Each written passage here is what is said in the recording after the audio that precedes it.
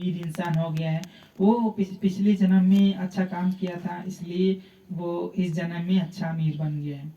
वो कोई भी गरीब है तो वो लोग बोलते हैं कि उसने पिछले जन्म में कोई अच्छा काम नहीं किया इसलिए बहुत गरीब है। ऐसा दृष्टि भगवान बुद्ध ने नहीं बोला है। भगवान बुद्ध ने बोला है कि पिछला कर्म भी होता है और इस जन्म में भी हम लोग कर्म कर रहे हैं। जैसे कि जन्म से लेकर जब से हम जन्म लिए तब से अब तक कितने अच्छे भी काम किए, बहुत सारे कुछ अच्छे भी किए, कुछ खराब भी किए। तो पिछले जन्मों में भी हमने कई सारे अच्छे बुरे काम किए। हमेशा नहीं हमने अच्छे ही अच्छे किए, हमने बुरे भी काम किए, अच्छे भी किए। और इस जन्म में भी हम अच्छा काम कर रहे हैं और बुरा काम कर रहे हैं। और तीसरा है वर्तमान समय में, मतलब इसी क्षण में, मतलब प्रेजेंट मोमेंट में हम लोग क्या सोच रहे हैं, कैसे हम सोच रहे हैं, क्या कर रहे हैं। ये तीन समय का कर्म मिला के हमको अभी फल मिलता है। अभी हम सुखी हैं या दुखी हैं, ये नहीं कि पिछला कर्म हमने किया था अभी इसलिए दुखी हैं।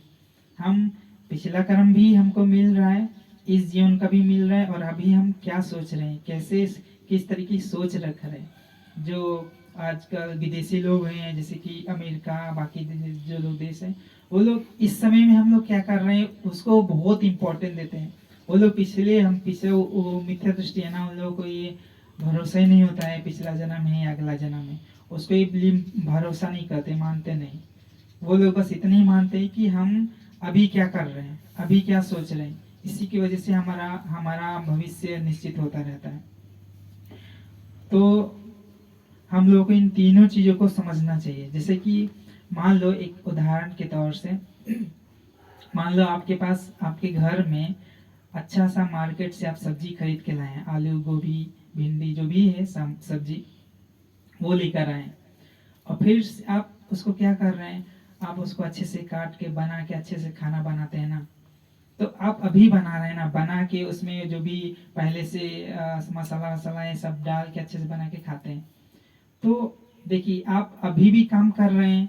और जो जैसे कि जो सब्जी उब्जी है ना, वो मान लो आप पिछला कर्म है, आपने पिछला कर्म किया वो आपको मिल गया है। और अभी भी हम कुछ करेंगे नहीं तो उसको हमको फल नहीं मिलेगा। अब हमको अभी भी करना पड़ेगा, नहीं तो वो जो पिछला कर्म है हमको उतना अच्छे से नहीं मिल पाएगा। जैसे कि आप सब्जी लाए हैं, आपके पास सब्जी है, लेकिन आप कुछ मेहनत नहीं करेंगे वो सब्जी सड़ जाएगा, खराब हो जाएगा, किसी काम का नहीं आएगा आपका। तो आपको अभी भी कुछ करना ही पड़ेगा, तभी आप अच्छे से सुखी रह पाएंगे। अगर हम सब्जी ले आए हैं, बनाए नहीं खाएंगे नहीं तो भूखे ही रहेंगे, दुखी ही रहेंगे। आपका पेट में दर्द होता रहेगा, भूख का पीड़ा होता रहेगा, आप कभी उस पेट का जो दर्द है शांत नहीं कर पाएंगे।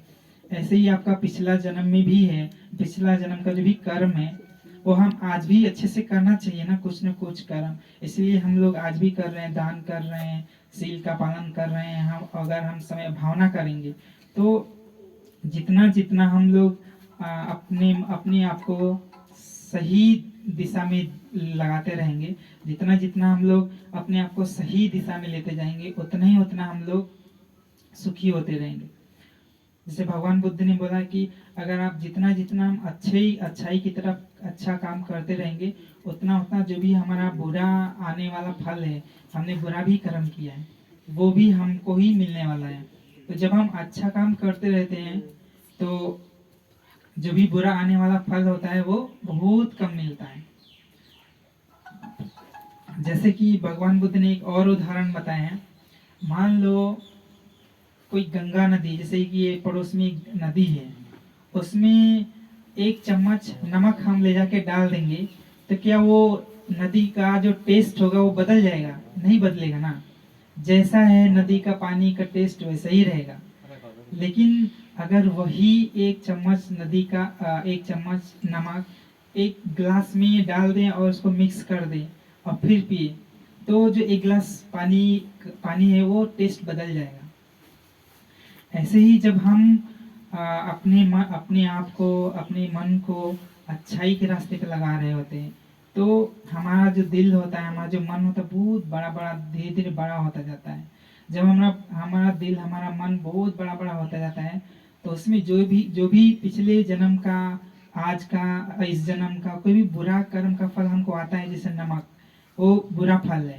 हम एक गिलास में आ रहा है तो ज़्यादा टेस्ट बिगड़ जा रहा है, नदी में डालेंगे तो पानी वैसे का वैसा ही रहेगा, कोई टेस्ट में अंतर नहीं आएगा। ऐसे जब हमारा दिल पूरा नदी इतना बड़ा हो जाएगा तो उसमें पिछला कर्म जैसे नमक, पिछला कर्म आएगा भी तो उतना अंतर नहीं, एक भी अंतर नहीं लगेगा। आपका मन पूरा शांत जैसा है वैसे ही रहेगा। पिछला कर्म का फल आएगा बुरा फल, तो हमारा मन बिल्कुल शांत का शांति रहेगा, कोई उसमें डिस्टर्ब नहीं होगा। तो इसका ये एक हम अभी का जो हम अभी काम कर रहे हैं, कुशल कर्म कर रहे हैं, अच्छा काम कर रहे हैं, दान पुण्य कर रहे हैं, शील पालन कर रहे हैं, भावना कर रहे हैं, उसका इसी जीवन में भी हमको फल मिलता है। किस लिए? कैसे कि हम सुखी रहते हैं। दूसरा फल ये मिलता है कि पिछला जो भी हम बुरा काम किए वो बहुत कम मिलता है। जैसे कि मान लो मैंने किसी को पिछले जन्म में या इस जीवन में किसी को थप्पड़ मार दिया है, या लात मार दिया है, या लाठी से मार दिया है, तो उसका हमको इस जन्म में फल मिलेगा। मान लो अपने जो इस जन्म में किसी मच्छर को मार दिया है, मान लो, तो अगर आप जैसा है वैसे ही कर रहे हैं, कोई भी शील पालन नहीं कर रहे हैं, जैसे जी रहे हैं वैसे ही जी रहे हैं, अपने आप को सुधार नहीं रहे, तो जो मच्छर आपने मारा है उसका फल आपको शायद हो सकता है आपको आपका हाथ टूट जाए, मान लो, पता नहीं, हो सकता है क्या आएगा फल पता नहीं, लेकिन उदाहरण के तौर पर तो आपको हो सकता है 10 थप्पड़ खाने पड़े। एक मच्छर को मारने के लिए आपको 10 थप्पड़ खाना पड़ रहा है। लेकिन दूसरा इंसान है, वो भी एक मच्छर को मारा है, लेकिन वो फिर से शील पालन करने लग रहा है, उपोषण पालन कर रहा है, समय समय पे भावना कर रहा है, तो वो जो एक मच्छर को मारा है, वो दूसरा इंसान जो शील पालन कर रहा है उसको अभी हो सकता है उसको एक थप्पड़ खाना पड़े, 10 थप्पड़ नहीं खाना पड़ेगा, एक थप्पड़ खाना पड़ेगा। हो सकता है इसको शायद थोड़ा सा चल रहा होगा, थोड़ा सा जैसे कि नहीं पैर में ठेस लग जाता है, थोड़ा सा चोट लगता है, तो थोड़ा सा ही उसको बहुत कम मिलेगा एक ही मच्छर को मारने की वजह से। तो देखो, दो आदमी है, एक मार रहा है मच्छर को और जैसे जिंदगी जी रहा है, कोई शील पालन नहीं कर रहा है, जैसा जी रहा है वैसा जी रहा है, तो उसको 10 थप्पड़ खाना पड़ेगा। और दूसरा इंसान वो भी मच्छर को मारा है, लेकिन वो अपने आप को धीरे धीरे सोचा कि अरे मच्छर को मारना नहीं चाहिए, गलत है, कुछ बेकार काम नहीं करना चाहिए, अपने आप को सुधार रहा है, धीरे धीरे धीरे धीरे धर्म के रास्ते पे धीरे धीरे शील पालन करने लग रहा है। तो उसको जो उसने मच्छर मारा था, अब उसको हो सकता है चलते चलते थोड़ा सा गिर गया, उसको हल्का सा चोट आया और ज्यादा थप्पड़ वप्पड़ खाना नहीं पड़ा है, ज्यादा चोट नहीं लगा है।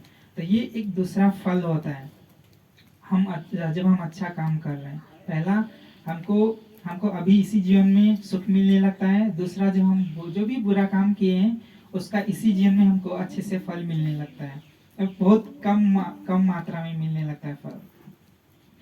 तो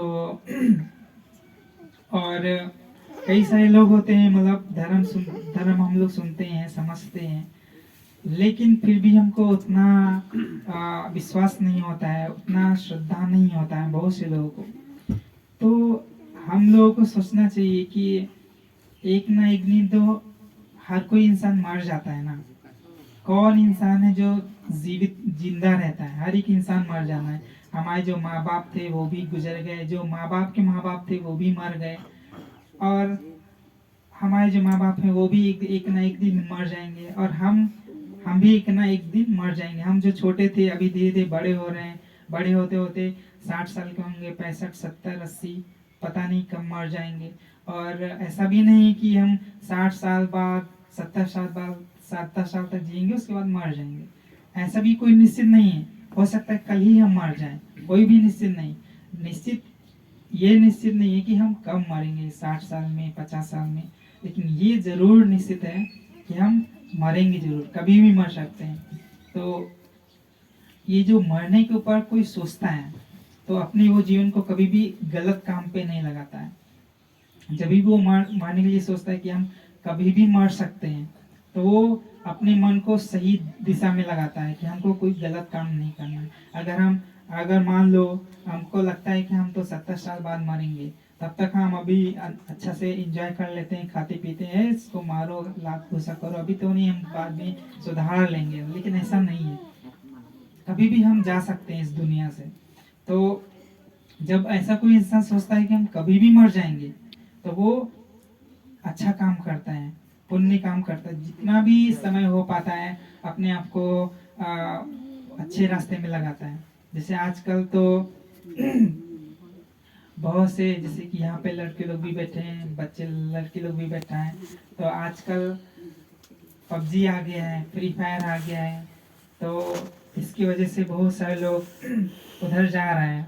और लड़की लोगों के लिए तो इंस्टाग्राम है, तो वो लोग उधर की तरफ जा रहे हैं। वो लोग धर्म में कम इंटरेस्ट ले रहा है, उन लोगों को ज़्यादा इंटरेस्ट इस मोबाइल में, पबजी में, फ्री फायर में ही आ रहा है। तो हम ये नहीं बोल रहे हैं कि आप उसको बैन कर दीजिए, पूरा रोक दीजिए। भाई आप लोगों का जीवन है, थोड़ा बहुत तो एंटरटेनमेंट करना पड़ता ही है, लेकिन आप उस पर लिमिट लगा सकते हैं। तो अच्छा रहेगा। और थोड़ा धर्म पे ध्यान दीजिए।